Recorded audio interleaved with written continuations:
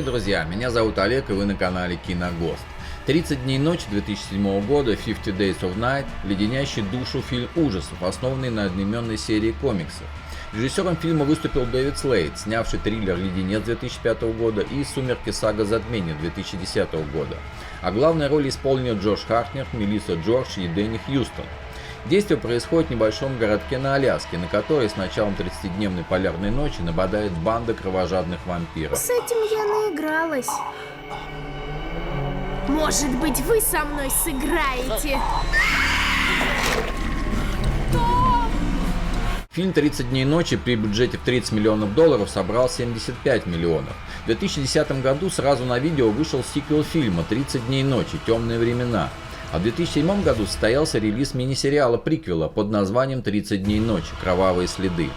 Картина «30 дней ночи» получила множество номинаций престижных кинопремий, включая Saturn Awards, Golden Trailer Awards и Teen Choice Awards, но так и не получила ни одного приза. 30 дней ночи — это что-то среднее между «Черной дырой» и «Нечто», только про похожих на Мэрилина Мэнсона вампиров, атакующих Аляску. Пощадите, пожалуйста, Боже?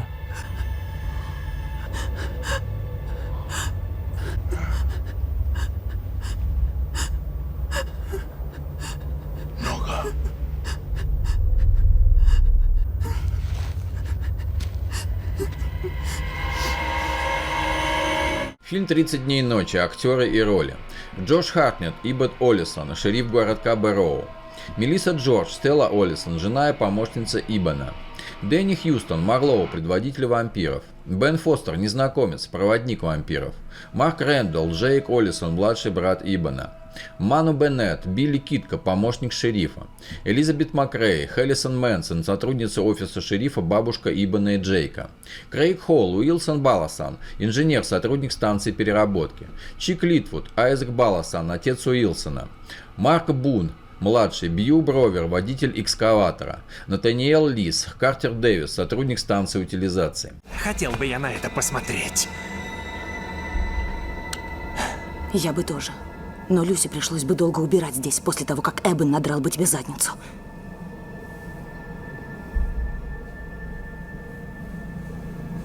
Ты таких усилий не стоишь. У вас в пожарном управлении разрешают это носить?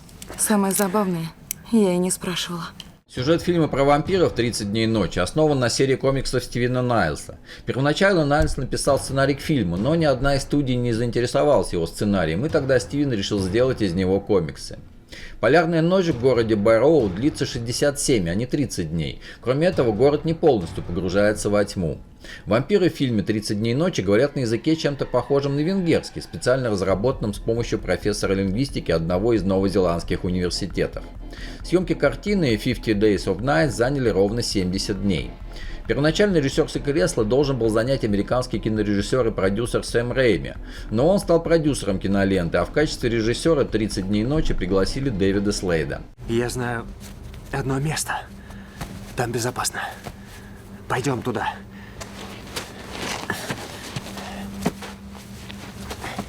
Давай, вылезай. Я голодный. Там и поешь. Тебя. Исполнители главных ролей Джош Хартнер и Мелисса Джордж исполнили большинство трюков самостоятельно, без дублера. Большинство ночных сцен было отснято днем при помощи специальной технологии съемок. Забавно, но в американских кинотеатрах фильм «30 дней ночи» кое-где прошел под названием «Красное впечатление». Большинство актеров австралийцы, потому что съемки картины проходили в Новой Зеландии. Актеру Джошу Хартнету пришлось нелегко во время создания триллера «30 дней ночи» 2007 года, так как съемки картины ему приходилось совмещать с промо-туром в поддержку фильма «Черная орхидея». Интересно, что в фильме «30 дней ночи» нигде не упоминается, что у вампиров были имена, которые зрители могут увидеть только в титрах. Ты маленькая проказница. Ну все, хватит. Камень, ножницы, бумага. Кто выиграет, к тому и едем. Хорошая мысль. Давайте. Годится. Давай. Скорей, холодно ведь. На счет 3. Раз. Фильм «30 дней ночи». Сюжет. Действие разворачивается на Крайнем Севере, где 30 дней длится арктическая ночь. И в течение этой долгой ночи происходит леденящее душу событие в небольшом городке Бэрроу, который расположен на Аляске. Шериф городка Ибн Олисон сталкивается с чудовищными убийствами местных жителей, но самое страшное известие ожидает его впереди. В Бэрроу орудует не просто банда головорезов, а куда более жуткие существа, самые настоящие вампиры. Мало того, что они сожгли все мобильные телефоны, вырезали всех ездовых лаек, так они еще и захватывают стратегически важные объекты, уничтожают электричество, захватывают почту и магазины для того, чтобы быстрее добраться до каждого жителя городка. Группе людей удается запереться на чердаке и попытаться выжить в этой нелегкой борьбе. Среди них сам шериф, его бывшая супруга Стелла, 15-летний брат Джейк и еще несколько человек. Удастся ли им справиться с чудовищной армией жутких, омерзительных и чертовски умных тварей? Выберется ли кто-нибудь из этой передряги? Когда человек сталкивается с силой, которую он не может уничтожить, то вместо нее он уничтожает себя. В этом его проклятие. Режиссер Дэвид Слейд задался целью возродить вампиров в их изначальном чудовищном естестве, и надо заметить, ему это удалось. «Бога нет», просто говорит один из адских пришельцев в ответ на молитвенный крик, издаваемый очередной жертвой. А раз так, то, как известно, все позволено. Фильм про вампиров «30 дней ночи» действительно выгодно отличается от конкурентов своей динамикой и удачным смешением хоррора с большим количеством экшена. Благодаря немалому бюджету все боевые сцены поставлены здорово и смотрятся динамично и эффектно, даже по современным меркам. Крепкое, ладно скроенное, по-хорошему злое агрессивное кино, которое, тем не менее, сделано по типичным голливудским стандартам. И хотя революции в жанре «30 дней ночи» не принесли, это ни в коем случае не лишит зрителя удовольствия от просмотра.